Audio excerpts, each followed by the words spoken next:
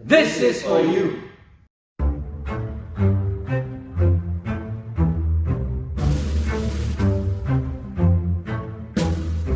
Hi guys, welcome to TokSpace.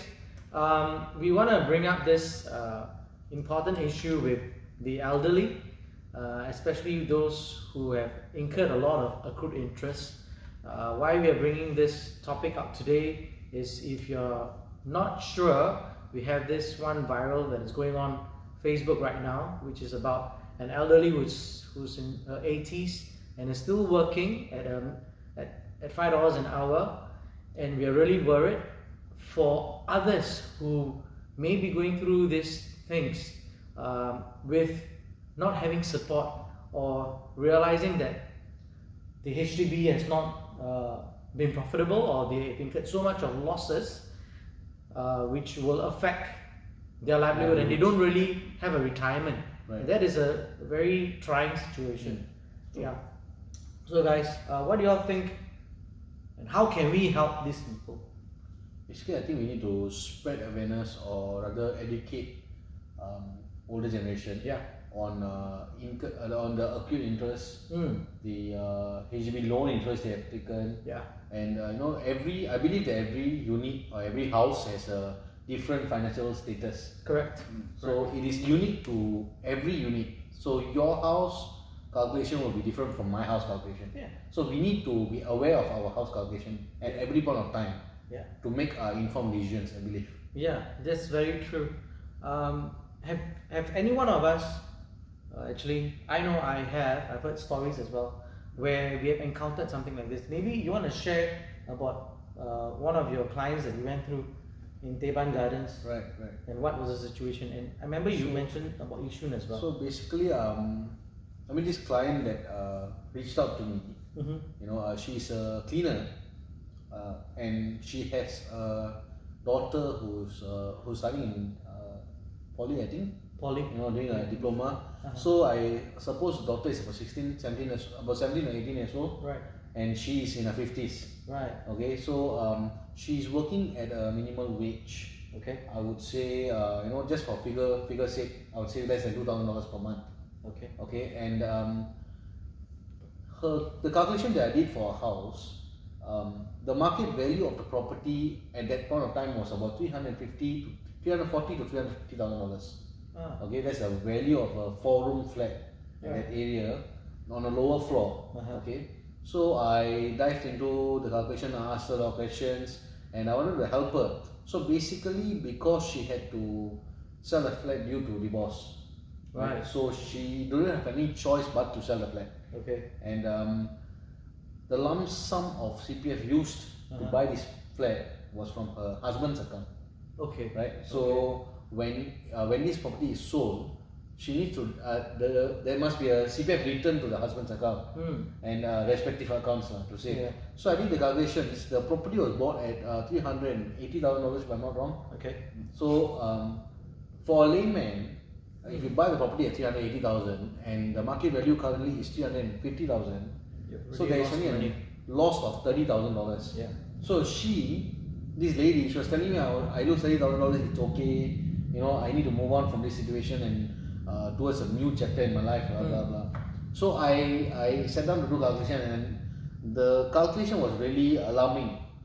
The reason because the CPF amount, right, which was used to pay the loan, and the lump sum that they paid from CPF at the start of buying the property, combined together is about $500,000.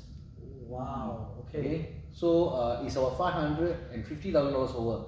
Okay. And moreover, she still had an outstanding loan from HDB. Oh my She's God. $40,000. That's so bad.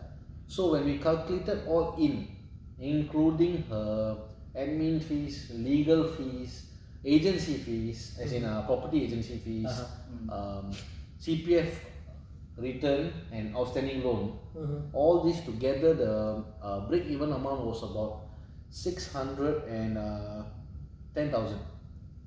Okay. Wow. So break-even amount. Okay. Break-even amount is $610,000. The market value of the flat at that point of time was $340,000 to $350,000. My God, that's crazy. So if you calculate, right, the negative amount, instead of her thinking that it's 30,000, it was Yeah. actually $260,000. So to say $260,000 has to be paid up in cash Yeah. towards the CPF return to even sell this property. Okay, and Wow. you see the 260,000, we can actually buy another 3-room flat Exactly, with an exactly. amount, and many estates in Wow. Singapore actually. Yeah. So this is what she was unaware about. She thought that she was in a situation where she need to sell and move on, Yeah. and she was okay and practical to take the loss of $30,000. But when I told her it's actually $260,000, she couldn't accept it. Of course. Because to a person who's working as a cleaner in Singapore with a monthly wage of below $2,000, $200,000 It's crazy. is way beyond reach. Yeah. So this is And she's in her 50s. yes, she's in her 50s. And how is she going to retire? Yeah, there's the same question she asked me. So this is one case that we encountered, but it is not rare. That's the beauty of it. Yeah. There is so many such cases. It's just that the negative figure can be $50,000, $70,000, $100,000, and I remember this case very clearly because it's the biggest amount I've seen. Wow. And there are ways to counter this, or rather help you out of this. There are ways. You need to step in early, I guess. Yeah, as early as possible, we need to do a remedy to get out of this situation. And most importantly, you need to speak to professionals who have done this before. Correct. Like us, all three of us have encountered such situations before. We have helped sellers to get out of the situation before. Yeah. I'm sure.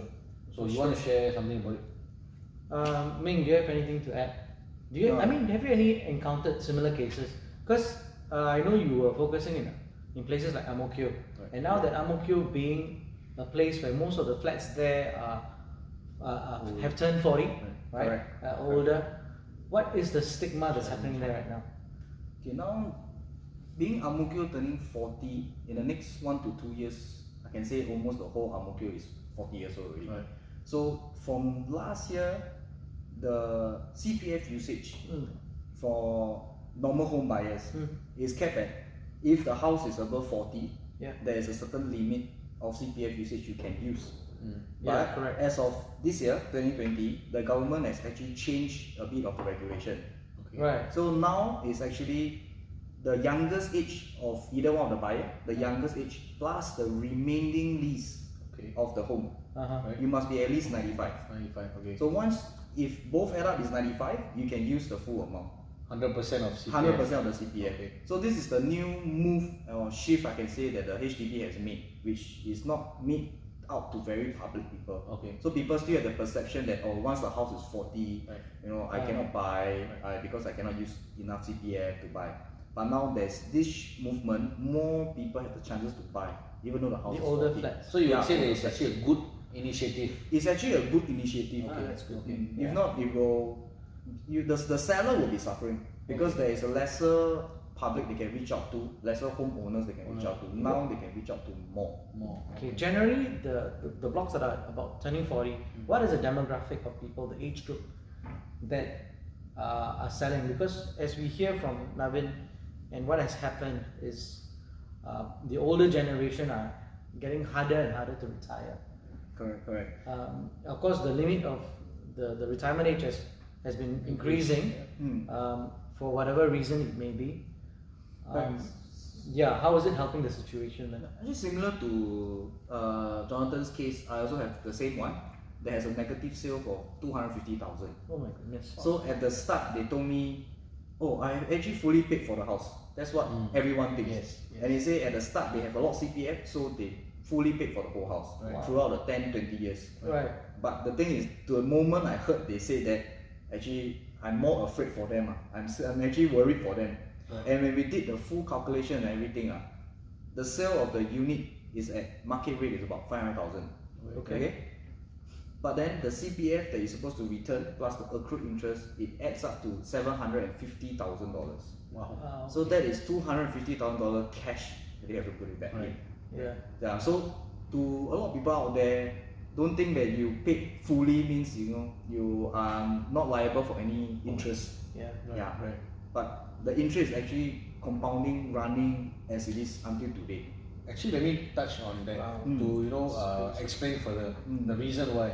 Actually, CPF board has a very good logic for this happening. Right. Basically, if for example, let's say my ordinary account has $100,000, for example, our CPF actually puts in interest of 2.5% per annum in compound interest if I do not use the amount, Right. right? If it's in the account. Right. So if I choose, as a Singaporean, I can choose to use the CPF amount for the purchase of my property, Correct. right? So if I choose to use it, I am expected to return the same 2.5% interest. With the compound interest compounded. Right. Okay. So the reason is because CPF is basically for our retirement, Right. and it's like a saving. So if we keep using and we are not earning any interest on that amount, then it defeats the purpose. Yeah.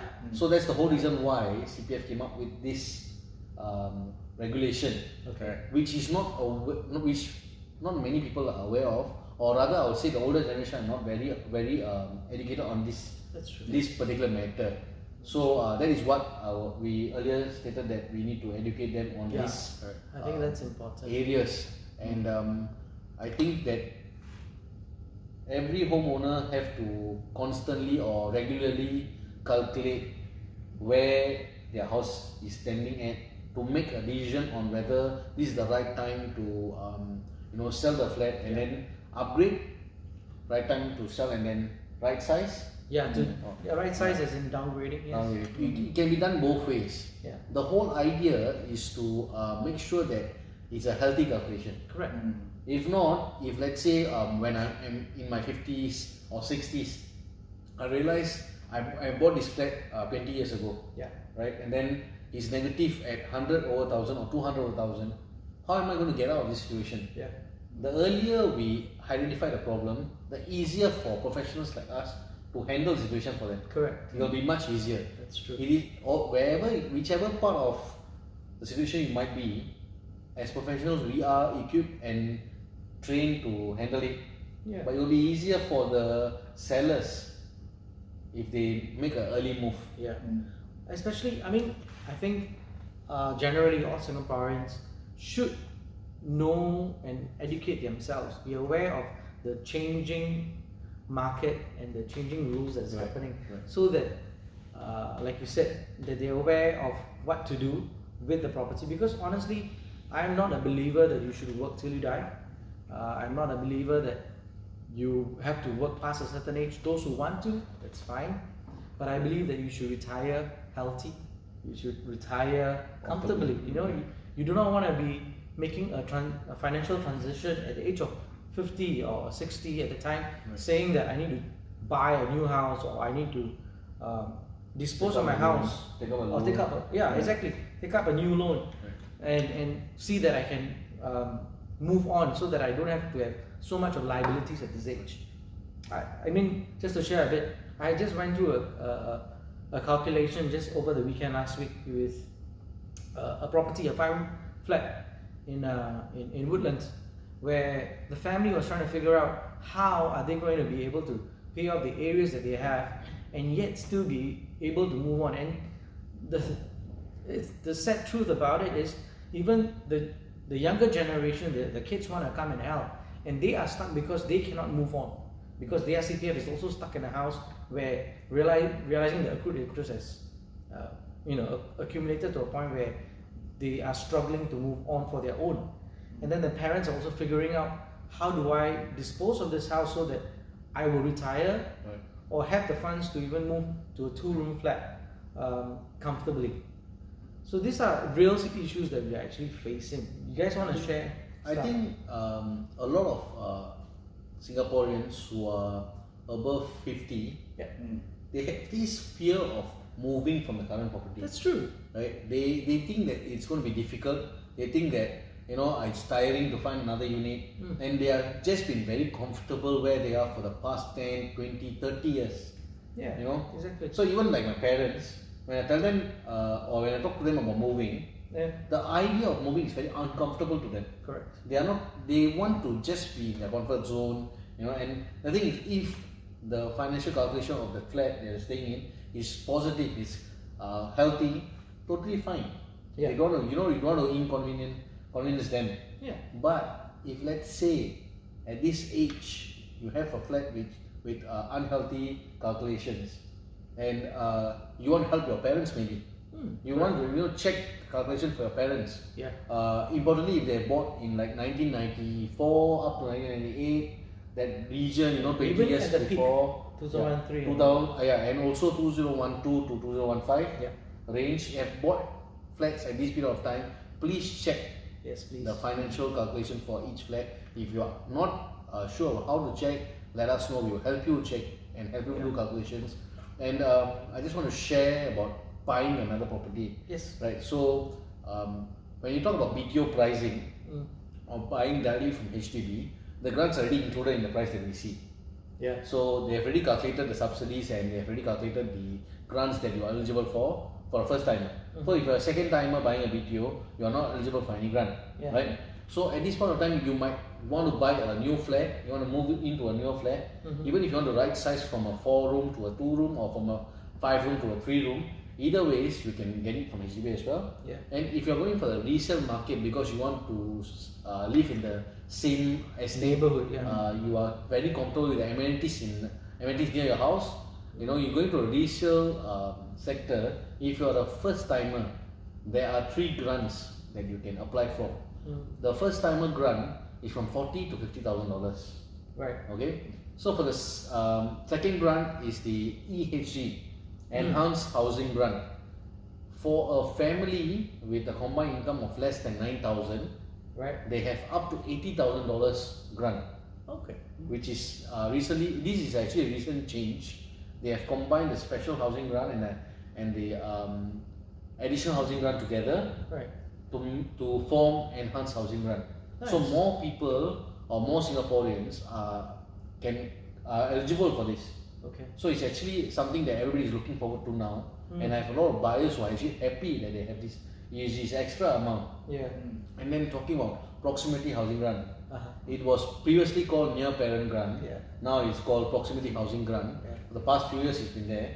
And for resale flats, you can take this proximity housing grant as a single buyer staying with parents, or a family nucleus staying within 4-kilometer radius of the parents. Yeah. Previously it was 2 kilometers, now it's 4 kilometers.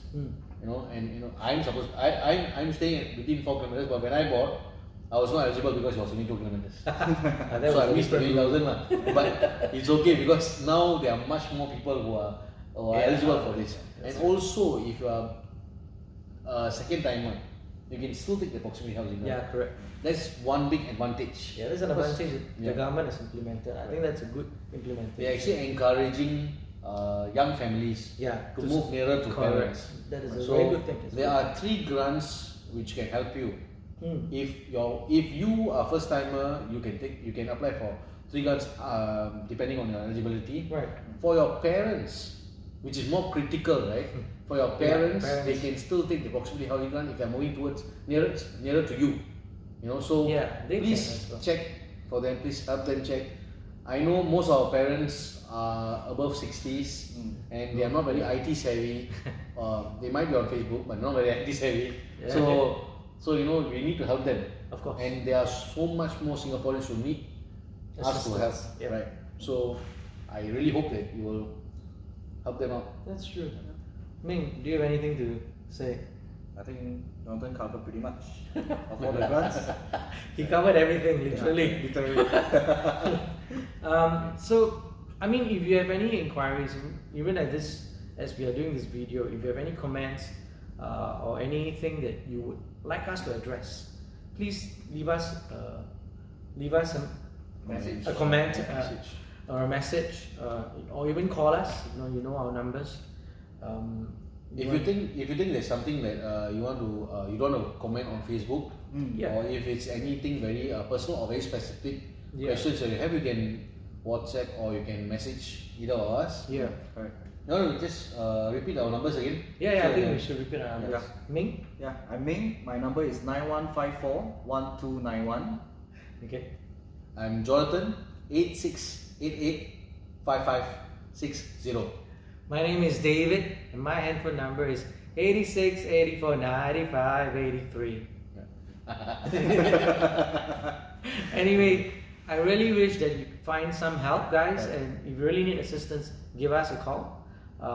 We really are out there to help people, and that's the heart behind each one of us here.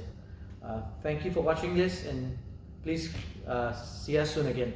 Right. Bye guys.